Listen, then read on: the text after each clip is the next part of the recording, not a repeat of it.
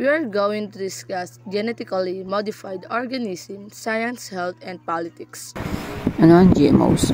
Ang GMOs naman ay genetically modified organisms.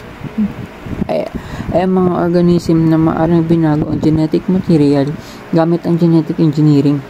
At ang proseso nito ay ang pag-alter ng mga DNA ng isang organismo o nilagyan ng mga bagong mga gene mula sa iba pang organismo upang magkaroon ng mga particular na traits.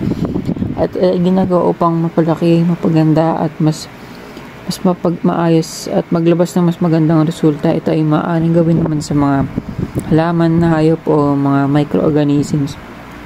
Ang GMO ay isa sa mga bagong teknolohiya na ginawa para magkaroon ng max benefits o mas pagandahin yung mga produkto ngayon. At mas ginagamit siya ngayon ng mga kalimitan na siyang ginagamit ngayon. Cloning steps. Yun yung pag-experiment about sa DNA.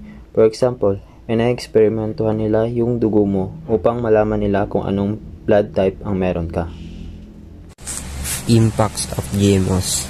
Defined and no useful genes affect growth, behavior, and products. Genetically modified organisms. GMOs are organisms whose genetic material has been altered in a way that does not occur naturally by mating or naturally recombination. This alteration is typically done to introduce desirable traits or characteristics. The impacts of GMOs can be both positive and negative, depending on various factors such as the specific modification that organism involved and its intended use. The positive impacts is number 1, increased crop yield. GMOs can be engineered to be more resistant to pests, disease, and environment stress, resulting in higher yields and more efficient use of resources. Number 2, enhanced nutritional value. Genes can be inserted into the crops to increase their nutritional content, such as adding vitamin or minerals.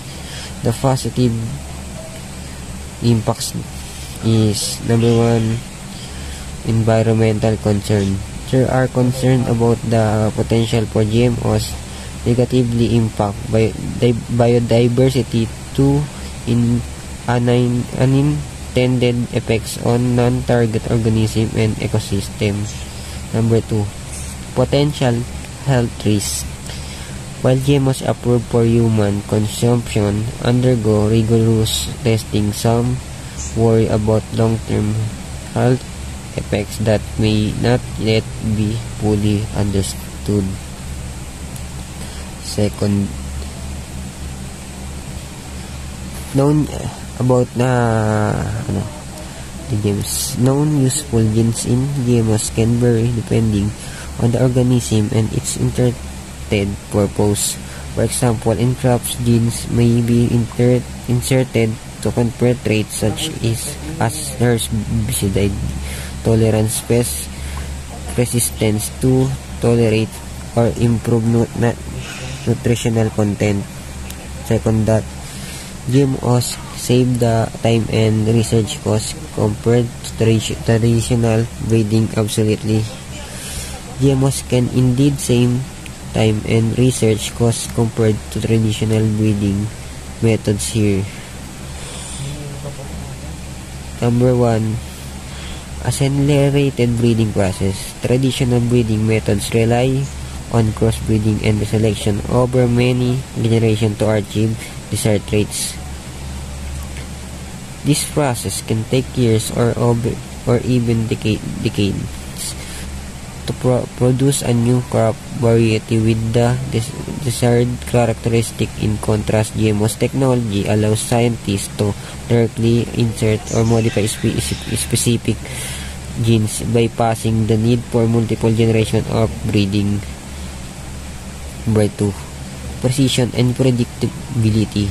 GMOs technology enables scientists to precisely target and modify individual genes associated by desirable traits. This precision allows for greater predictability in the outcome compared to traditional breeding, where genetic change are less controlled and can lead to unintended traits. Facts about GMO. Safety of GMOs. The safety of genetically modified organisms, or GMOs, is the topic of substantial scientific investigation and discussion. The World Health Organization, the National Activity of Science, and the American Medical Association all believe that genetically modified organisms are safe to ingest.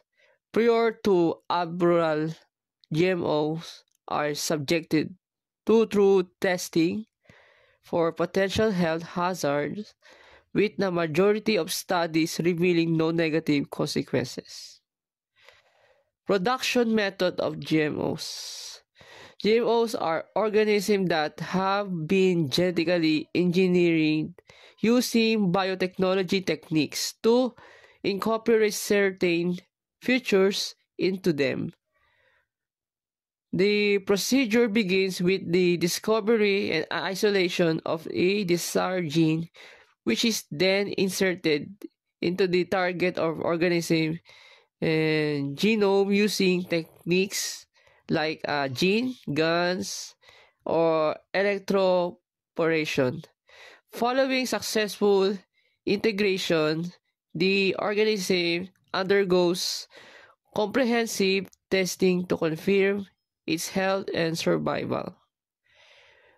Regulatory issues regarding GMOs.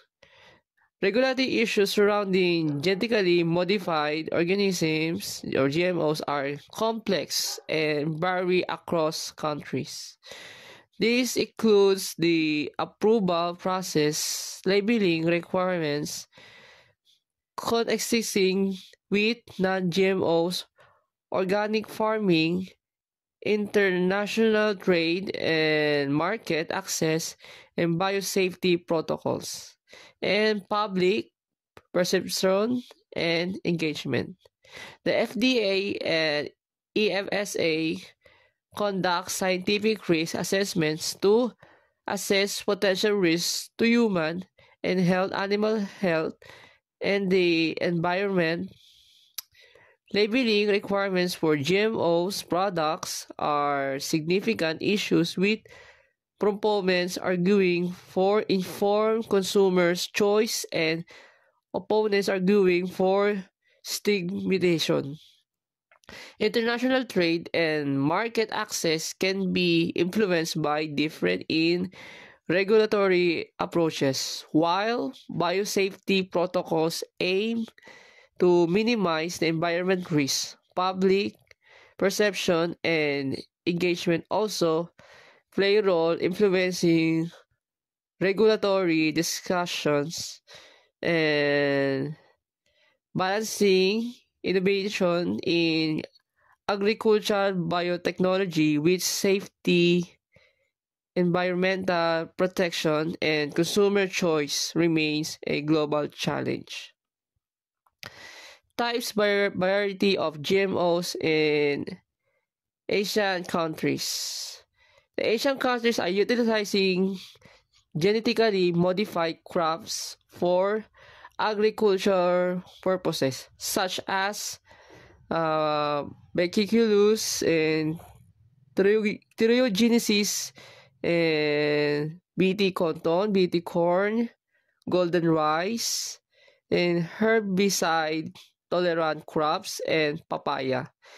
These crops often benefits like increased yield, reduced pesticide use, and improved nutritional content.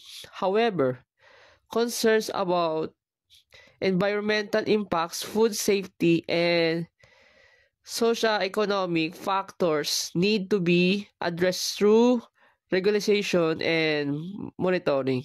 These GMOs can be addressed health issues like vitamin A deficiency and address weed control.